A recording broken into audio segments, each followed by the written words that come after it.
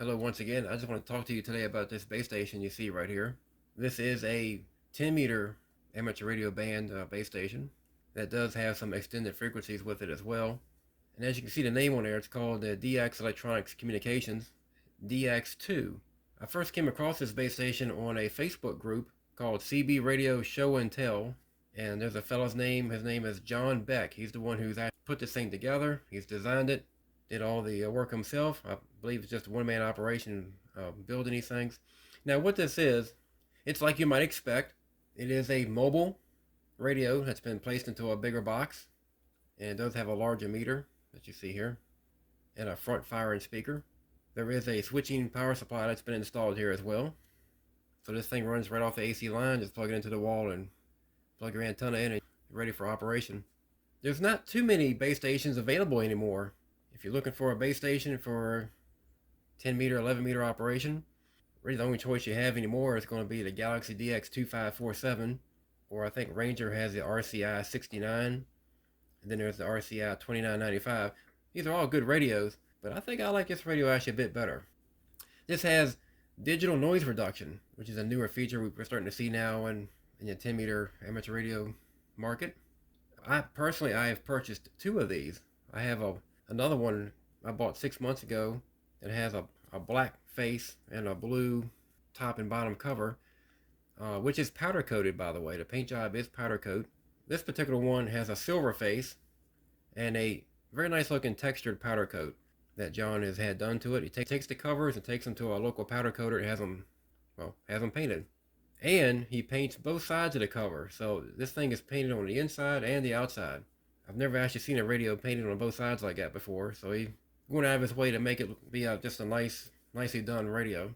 What you see here on the front, the face and the front bezel, speaker grill also, this is all 3D printed. So he had to design the 3D printing.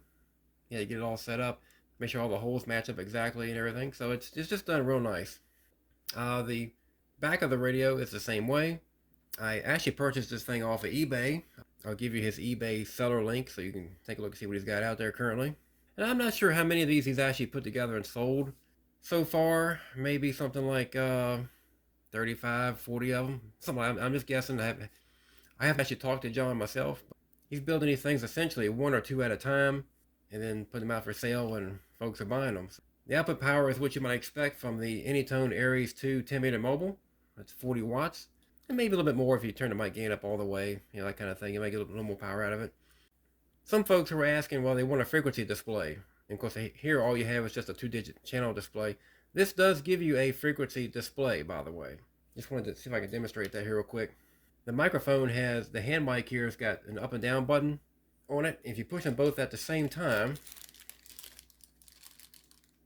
watch the channel display over there, you'll see what it does. It's going to show the frequency. But it shows 2 digits at a time.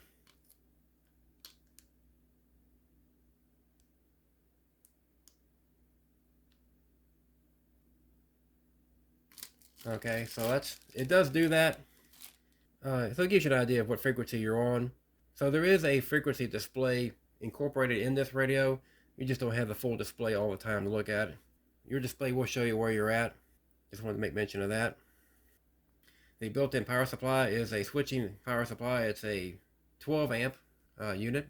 I've had this particular one here now for about 3 weeks or so. This is a very limited edition. As far as I know, what you see right here, it may actually be a one of one right now. I think he had plans to make 2 of these with this exact color scheme that I have right here. And I was fortunate enough to be able to purchase the first one. And they may be making a second one. But this is going to be a very limited edition radio that you see right here. And really, I think all of these DX electronic radios are probably going to be kind of a rare radio as time goes on. It's a one-man operation, so I'm not sure how many he's actually going to be able to produce. So it's not like if you buy one of these, everybody in your local area is going to have one. It's definitely a very unique-looking piece of equipment. So far, I've put quite a few hours of runtime on it, have not had any trouble at all. I've actually run this thing 24 hours a day for the last 3 weeks or so without any issues whatsoever. Build quality seems very good. He's got screws put where they're supposed to be. All the mounting hardware has been done correctly. All the wiring that he's done has been done in what I would call a correct manner. This radio does not weigh very much, so if you pick it up, first thing you think, well, there can't be nothing inside this thing. It weighs something like 2 pounds. You know, that's probably about it. The receiver performance is pretty good, or to excellent, which you might expect from these modern radios that we have now. Again, this is the Anytone Aries 2 mobile that's been put in here. And these are computer programmable, so you could attach your program cable to it, and with the Aries software, be able to make changes to your channel mapping with your bands and frequencies and such. Now, at this time, to do that, you have to take the top cover off to be able to access the programming port. So just will make note of that. And this radio may have a couple of features that nobody's talked about. There is a YouTuber out there, CB Radio Magazine. They did mention that the Aries 2 has some new features now. Your channel display will show you like a knob position number. I think I can show you right here, right now. I'll turn the volume down a little bit, or back up, see that? And then it goes back to your channel display. So that's kind of a new feature these radios have now. Turn it back down, it goes back down to like a 0.1, or I think it ranges like from 0.0 to something like 4.0 or something like that. And what that does is just gives you a reference point as to kind of where your knob is positioned at. Another little feature I think these radios may have, and I believe this radio should have it too. It's got the weather band option here where you can listen to your weather radio frequencies. I have reason to believe that this thing will actually listen on 2-meter amateur radio band as well. You get your computer programming cable and the Aries 2 software. When you go in there, you program 2-meter ham radio frequencies in your weather radio position there. So that if you want to listen to like 146.52 or 146.94 or 145.43, various 2-meter amateur radio frequencies, you should be able to, I think this radio will do that. So that's kind of an undocumented thing this radio should be able to do. I have not tried it yet myself. I probably will here in the near future. And I'll get back with you and let you know how that pans out. But I do believe this radio will do that. So it's kind of, again, an undocumented feature. Listen to the 2-meter amateur radio band utilizing your weather radio function. So it's just really a neat thing. I've talked all around the country on this thing, no problem. Have not had any kind of overheat issues or anything like that. And in fact, I think it's getting ready to come out with a new version. It's going to look something like this. I'll show you a picture over here right now. This radio here that you're seeing right now, this is a picture that Jon has put out on Facebook. This appears to have the Anytone Quad 5N installed in it. So that one has all the buttons and the fancy display that you see there. That may be coming down the line here fairly soon. So check out his eBay account for that. I think the best way to reach out to Jon Beck, the creator and builder of these radios, if you wish to buy one or just talk to him about it, seems to be on Facebook. I think he's been telling everybody to private message him on Facebook.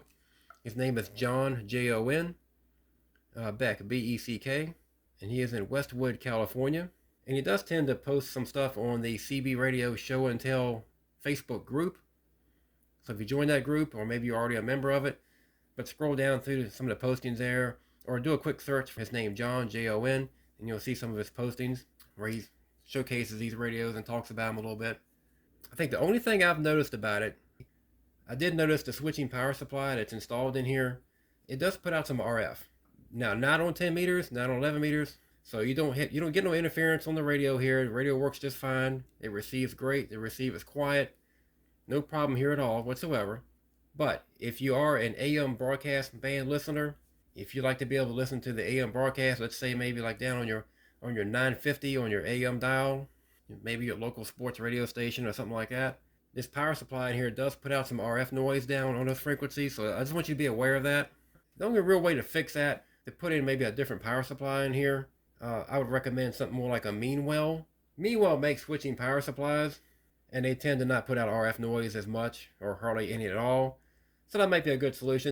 Do I recommend buying one of these DX2s? I really do. I like the way it looks. I think it's innovative the way he's done the 3D printing. It's done very nicely. This thing looks very much like a production product. Even the microphone, he's got DX2 on the microphone as well. He gives you an owner's manual with the picture of the radio on it, brand new power cord and such. And yours may even have like a serial number on the back of it. So he's gone through great lengths to make this be like a commercial product. And honestly, that really is the biggest reason why I purchased the first one, and then I wound up buying the second one here. I just wanted to be able to support what he's doing. I like the fact that somebody's doing this, putting this effort out to put this thing together, to have it available for those to be able to purchase. And as usual here, I'll give you about 2 minutes of receive audio just so you can listen to it and kind of see the radio run and experience it a little bit. And then until the next video, I may do some more videos on these. So we'll see how that goes. All right?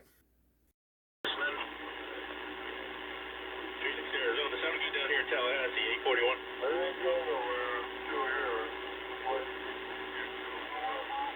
A lot of ducks out there. Well, I was getting ready to put it down and walk away. I'm getting ready to put it down and walk away. Yeah, I hear you on that. Yeah. I think we're starting to get Arizona coming in there now. Well, let me see. Did you order that radio or what?